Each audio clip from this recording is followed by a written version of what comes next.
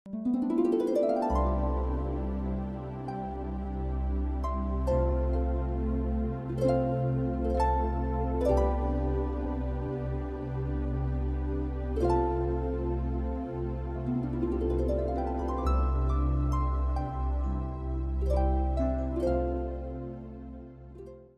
orang muda, selamat bertemu kembali dalam pembahasan sekolah sahabat kita triwulan kedua dari tahun 2016 ini. Dalam pembahasan sekolah sahabat Cornerstone. Pembahasan Cornerstone adalah untuk orang-orang muda. Sahabat orang muda, pada saat ini kita akan membahas mengenai pelajaran tugas kita. Lebih daripada tugas. Sebelum kita mempelajarinya, saya ingin perkenalkan dua narasumber kita, Pendeta Julius Siotang, selamat datang, Pendeta. Dan juga Pendeta Royke Franz, selamat datang, Pendeta. Shalom, sahabat muda. Kita akan membahas pelajaran sekolah sahabat kita dengan dua narasumber kita pada saat ini. Namun sebelumnya, kita tunduk kepala untuk berdoa yang akan dipimpin Pendeta Julius. Baik, sahabat muda, kita berdoa bersama-sama. Bapa di surga, terima kasih untuk kesempatan yang indah. Kembali kami boleh bertemu dengan sahabat-sahabat muda kami melalui acara pada hari ini. Tuhan, urapi dengan Roh Kudus-Mu agar kiranya ketika hamba-hamba Tuhan kami menyampaikan akan pengabaran firman-Mu, biarlah itu selaras dengan kehendak Tuhan. Dan dengan tuntunan Roh Kudus-Mu, bahwa pelajaran-pelajaran yang disampaikan betul-betul dapat diterima oleh sahabat-sahabat muda kami. Dalam membentuk akan iman, karakter mereka untuk hidup sesuai dengan peta Allah yang sejati. Inilah doa permohonan kami, dalam nama Yesus kami berdoa. Amin. Sahabat muda, pembahasan sekolah sahabat kita untuk Cornerstone sahabat kedua triwulan kedua tahun 2016 mengenai lebih daripada tugas. Ya. Apa sih sebenarnya tugas atau pekerjaan, Pak Pendeta? Bisa siapa duluan? Atau Reiko duluan? Oke. So? Kalau kita bertanya apa itu pekerjaan, paling tidak ada banyak sekali dalam pikiran kita. Yang namanya pekerjaan mungkin boleh saya sebutkan bahwa adalah segala sesuatu yang harus dikerjakan oleh seseorang atau oleh banyak orang. Baik itu di luar rumah atau dalam satu ruangan. Apakah itu ada juga di ladang sebagai petani, ataukah di kantor sebagai seorang pengatur keuangan atau manajer dan lain-lain, ataupun pekerjaan di udara. Nah, ini Pendeta Julius khususnya. Iya, Pendeta. Untuk boleh menjawabnya. Apakah memang kalau bekerja itu kita itu harus di kantor, atau lebih inilah? Apakah bekerja itu kita harus dapat upah baru dibilang bekerja? Ya. Bagi saya bahwa pekerjaan itu adalah pertama-tama adalah sebuah tindakan yang biasa kita lakukan, sebuah usaha. Bagi orang yang bekerja dalam pemenuhan mencari nafkah, tentunya dia bekerja untuk mencari nafkah, untuk tanggung jawab menghidupkan untuk keluarganya, rumah tangganya. Tapi ada banyak hal juga bahwa pekerjaan itu bukan tentang hanya mencari nafkah, tetapi bagaimana kehidupan seorang manusia itu perlu untuk aktif dalam melakukan pekerjaan-pekerjaannya untuk hal-hal yang positif di dalam kehidupannya. Bahwa pekerjaan juga banyak bermanfaat untuk kesehatan daripada seseorang. Pekerjaan juga mempengaruhi mental kita untuk menjadi orang yang baik, karena di dalam Alkitab pun ada banyak ayat yang mengatakan bahwa kemalasan itu lebih banyak negatifnya daripada positifnya. Orang yang bekerja itu saya menggambarkannya sebagai orang yang bersemangat di dalam kehidupan. Jadi menjawab pertanyaan tadi, pekerjaan itu tidak hanya harus diupah, tetapi pekerjaan itu juga menggambarkan sebuah kehidupan manusia yang rajin di dalam menjalani hidupnya, dan banyak sekali hal positif yang mereka bisa dapat dari hidupnya dalam kerajinan dalam bekerja. Iya, benar Reko, ini karena sudah bicara mengenai bekerja itu, ya, saya ingin juga tahu sebenarnya, Ya. sebenarnya bagi orang muda bekerja apa? Kan masih sekolah, masih apa yang harus mereka lakukan dalam bekerja supaya dapat sebagaimana tadi gambaran itu memang bekerja. Ya. Karena kita bicara mengenai lebih daripada tugas, Ya. gitu. Oke, baik. Saya ingin mengangkat sedikit apa yang atau mengutip sedikit dari apa yang dikatakan oleh Pendeta Julius, Ya. bahwa tidak semua pekerjaan harus mendapatkan upah. Contoh saya, ini dari pengalaman dulu ya. Ya. Boleh kira-kira pengalamannya? Boleh. Saya suka sekali dengan tanaman kembang-kembang atau tanaman apa saja. Ada banyak yang saya tanam, apakah itu di pot kembang atau di tanah. Saya kerjakan itu. Sejak saya mulai mengerti tanaman, saya lihat keindahannya, saya rasa bahwa ini bagus untuk ditanam, dan saya tanam. Sehingga hasilnya, sahabat muda tahu, halaman rumah yang saya tanam itu kelihatan jadi indah, dan saya tidak dapat upah dari situ. Ya, itu salah satu contoh yang tidak mendapatkan upah. Jadi Mungkin juga ada keindahan, ada kegiatan. ada kenikmatan juga. Ya, ada juga pendeta. Saya sampai sekarang, bukan waktu saya muda, sampai sekarang. Memang belum terlalu tua juga sekarang kan. Jadi pekerjaan dalam rumah itu juga pekerjaan.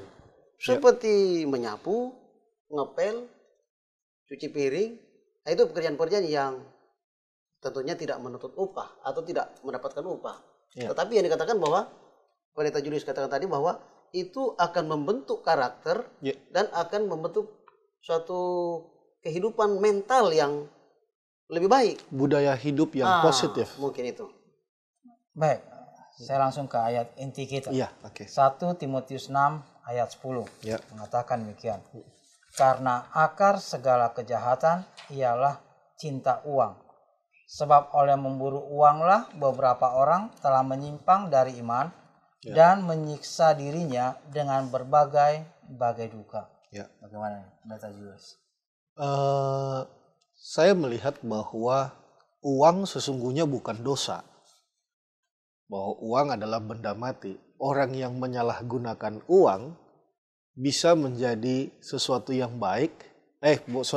Orang yang menggunakan uang dengan tepat, itu maksudnya, itu akan menjadi berkat. Orang yang menyalahgunakannya, bahkan dengan cara untuk mendapatkan tujuannya dengan yang salah, tujuannya akan bisa menjadi sesuatu yang buruk. Itu yang saya mau sampaikan. Nah, Alkitab sudah menjelaskan pada zaman Alkitab bahwa Yesus pun mengatakan ada orang yang istilahnya the lovers of money. Mereka yang lebih mencintai uang lebih daripada segalanya.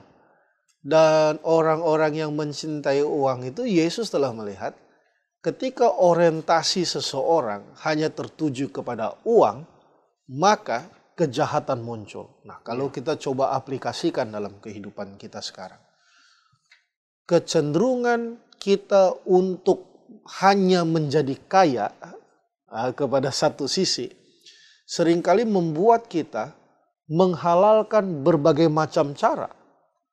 Bagi orang-orang muda yang tidak punya pekerjaan, kalau kerja saya di pabrik mungkin 3 juta. Saya jual narkoba sebulan bisa 10-20 juta.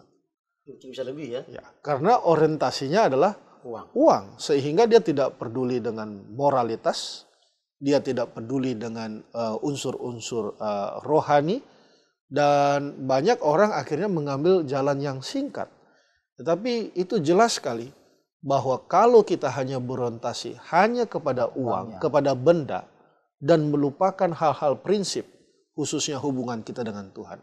Yesus sendiri sudah bilang bahwa kejahatan akan muncul kalau kita memikirkan hanya uang semata di dalam kehidupan sahabat-sahabat muda dan kita semua.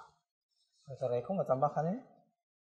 Saya pikir saya sudah sangat tepat apa yang katakan tadi ya. Kalau ditambahkan mungkin akan lebih berat lagi kehidupan pertimbangan kita ini. Baik, saya akan baca kutipan dari Sekilas Cahaya. Iya. Katakan demikian. Karena kelengahan, maka hilanglah pengalaman yang tak terhingga nilainya, hanya diperoleh oleh suatu pelaksanaan yang setia akan kewajiban hidup yang sederhana. Iya. Bukannya hanya sedikit, tetapi beribu-ribu umat manusia yang ada hanya untuk menghabiskan keuntungan yang Allah oleh kemurahannya memberikannya kepada mereka.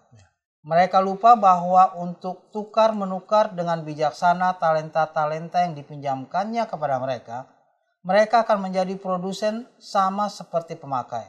Ya. Jika mereka mengerti pekerjaan yang diinginkan Tuhan, mereka perbuat sebagai tangannya yang menolong, mereka tidak akan menghindarkan tanggung jawabnya. Ya. Jadi maksudnya bahwa pekerjaan yang Tuhan berikan kepada kita itu kita kerjakan, Ya. kemudian itu akan menghasilkan untuk menolong yang lain, begitu ya? Ya. Kita Julius ya. Iya, gini loh, kadang-kala kan sebatas mana sih kita bisa menikmati lah pekerjaan, ya? Apakah misalnya saya tamat dari arsitek jadi insinyur, apakah harus kerja jadi insinyur? Saya tamat kedokteran, apakah harus kerja jadi dokter? Atau bagaimana bisa supaya kita bisa menikmati pekerjaan kita dengan baik? Baik, mungkin saya ingin memberikan komentar dalam hal ini, menjawab ini. Ada banyak pengalaman orang yang di dalam pencapaian pendidikannya, ya misalnya sampai dia tamat S1, mungkin dalam bidang manajemen, atau ada juga yang accounting ya, accountant. Tapi pada saat dia bekerja, dia kerjakan bukan pekerjaan accountant. Malah mungkin dia mengerjakan pekerjaan yang jauh berbeda dari disiplin ilmu yang dia dapatkan. Ya kan? Tetapi pekerjaan-pekerjaan yang dia kerjakan itu bisa berhasil atau dia dapat kerjakan dengan baik, walaupun tidak sama dengan disiplin ilmu yang dia peroleh tadi. Bahkan saya pernah membacakan di satu media, baik di koran maupun di televisi, saya dapatkan bahwa ada seorang yang menyelesaikan pendidikan S3 bahkan doktor, ya, dia hanya sebagai penjual bakso. Itu cuman saya lupa di mana tempatnya, tapi saya pernah baca, mungkin sahabat-sahabat muda juga pernah mengetahui itu. Iya, tentunya orang bekerja mendapatkan hasil, entah apapun yang dikerjakannya mendapatkan hasil. Sekarang tadi ayat inti kita itu kejahatan itu muncul karena cintakan uang, kan? Pendeta Julius atau pendeta Reike nanti bisa menambahkannya. Sebenarnya bagaimana sih kita mengatur uang kita nih supaya bisa baik lah ya pendidikannya. Jadi sebelum ke sana, izinkan saya menambahkan sedikit Pak Pendeta. Ada di dalam Alkitab dikatakan Amsal 12 ayat 12, orang malas tidak akan menangkap buruannya, tetapi orang rajin akan memperoleh harta yang berharga. Orang yang rajin itu sangat bermanfaat bagi orang yang punya tujuan.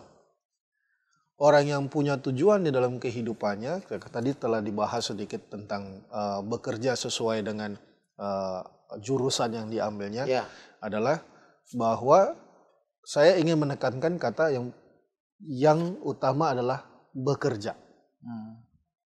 Apapun pekerjaan yang dilakukannya itu adalah merupakan karunia yang Tuhan berikan, dan yang ditekankan di sini adalah apapun pekerjaan yang kita lakukan, kalau kita kerjakan dengan sungguh-sungguh, dengan sebuah etos kerja dan budaya hidup yang baik, tujuan yang kita inginkan itu akan kita dapatkan.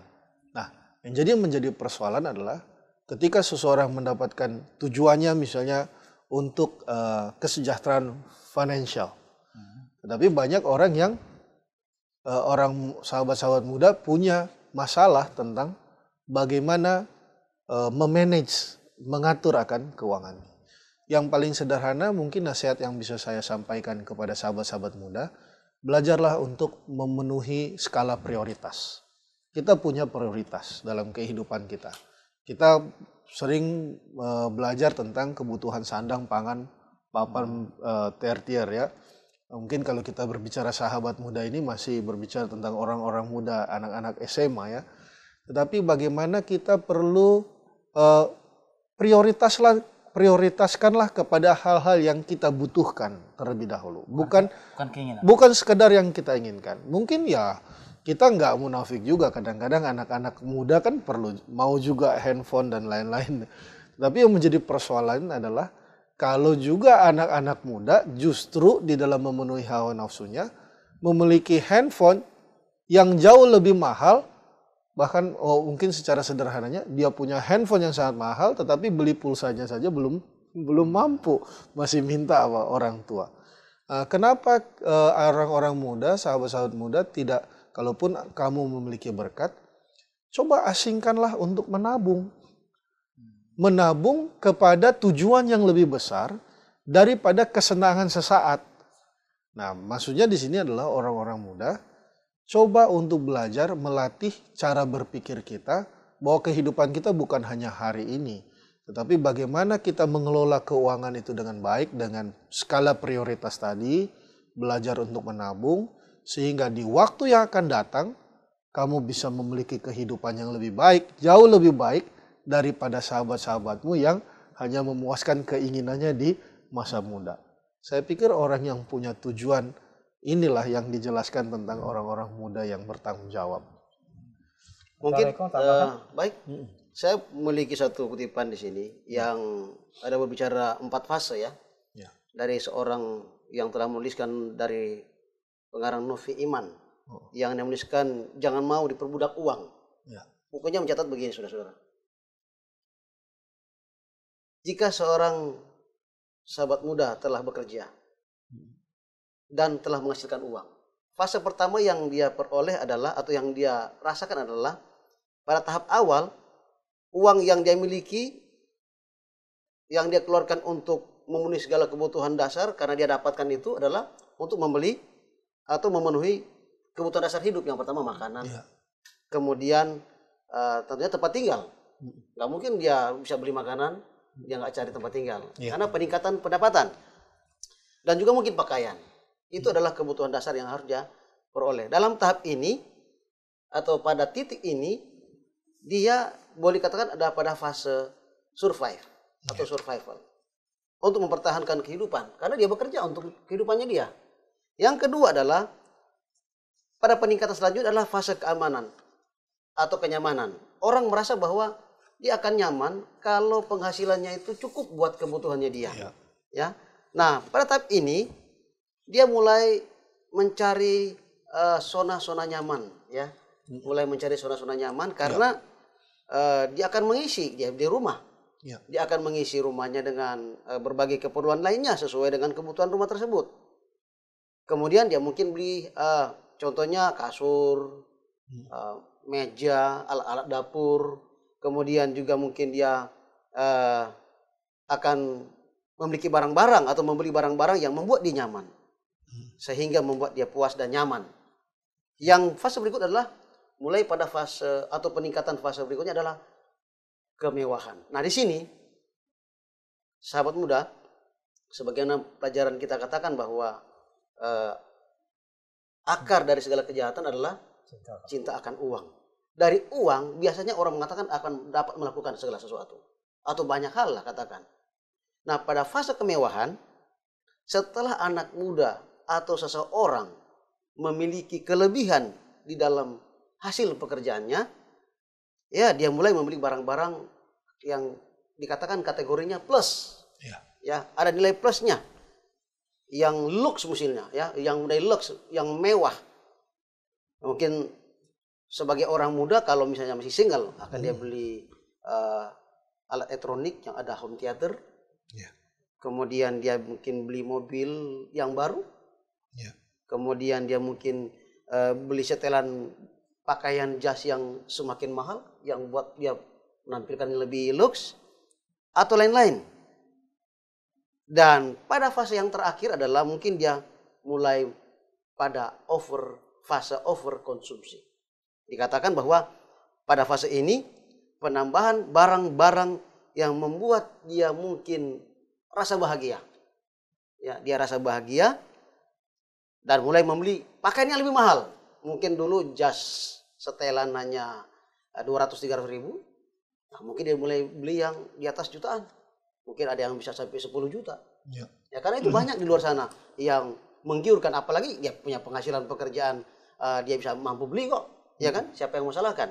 Ya. Nah, mungkin dia mulai menambahkan koleksi-koleksi mobil sehingga memenuhi halaman parkir atau bahkan halaman rumah.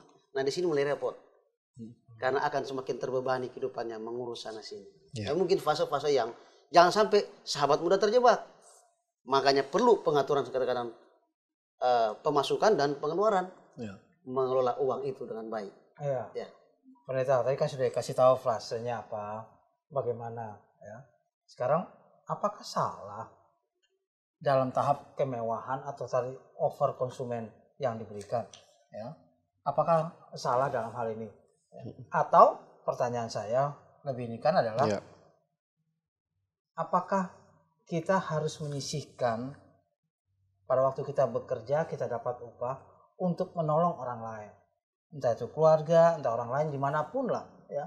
Apakah memang harus demikian, kita punya spare money, punya uang yang bisa kita sumbang untuk menolong? Bagaimana? Bagi saya pribadi yang ingin saya sampaikan kepada sahabat muda di rumah, Alkitab katakan ayat yang sangat terkenal yang sering kita ulang-ulangi bahkan sejak dari kecil. Matius 6 ayat 33. Carilah dahulu kerajaan Allah dan kebenarannya, maka semua akan ditambahkan kepadamu.